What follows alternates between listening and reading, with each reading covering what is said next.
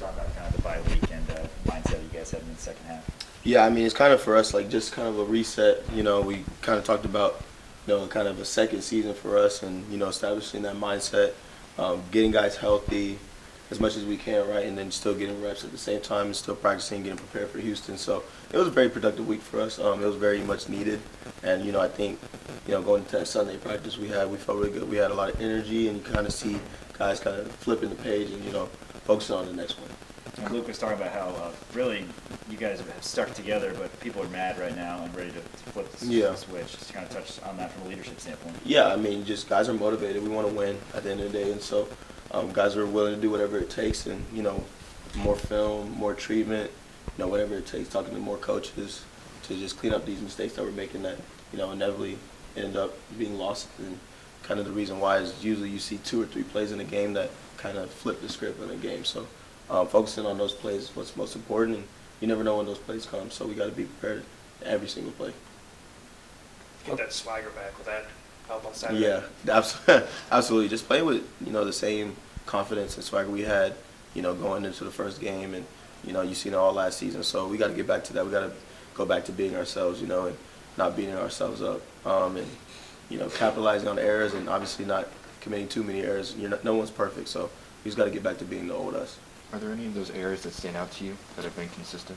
I mean, it's weird because it's kind of in a lot of different places, so you can't really pinpoint every single one and say, yeah, it's this. But there's just been moments on all sides of the ball where a play here, a play there, where it's just we're not us, and so it leads to them capitalizing and ultimately taking over a game from there. So, like I said, we just got to clean up in all phases, offense, defense, and special teams. So.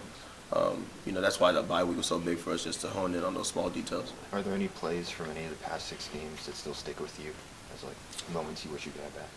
I mean, for every game, yeah. I wish we can get some of these plays back, especially on the offensive side, just one block away or one catch away or maybe a penalty here and there, and just things that derail a drive. And so there's a lot of things I wish we can have back, but at the end of the day, we have to flush. We have to find a way to get past those and clean those up. So.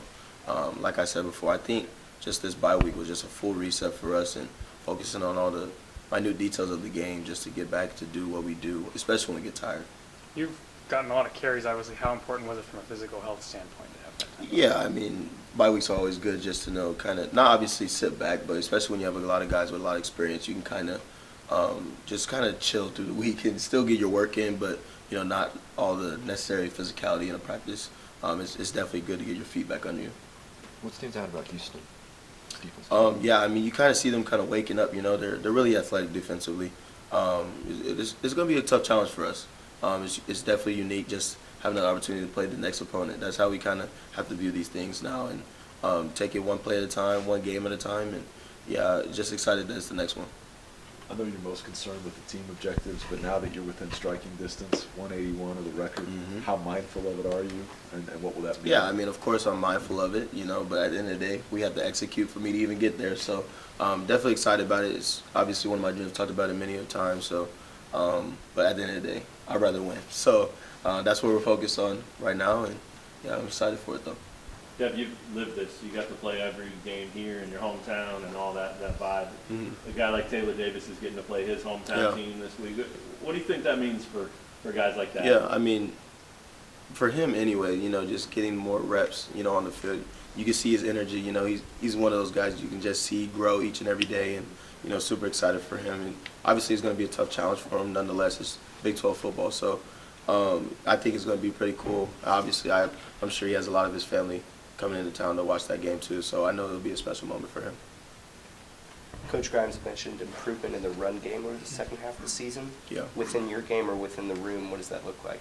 I would just probably say, for us, really focusing on the details, our track, and, obviously ball security is most important. So just focusing on taking the ball where it needs to go and then letting our talent take over from there.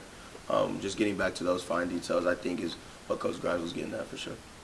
JD and Quentin obviously had their best game against Arizona State. How do you think that can kind of help the ascent of the offense? Yeah, I mean, kind of what led to that was just their extra work. After practice, they're spending a lot of time together, just getting on the same page. I think a lot of the mistakes we've had were just guys weren't on the same page. And so for them and all the receivers, to get on the same page and get the passing game going, it's ultimately just going to help the run game and us as an offense. I feel like the Arizona State game was our best offensive performance, especially in the fourth. So we just got to keep it up. We just got to keep doing what we do and, limit mistakes and just keep, like I said, just keep balling and having that swagger and that confidence.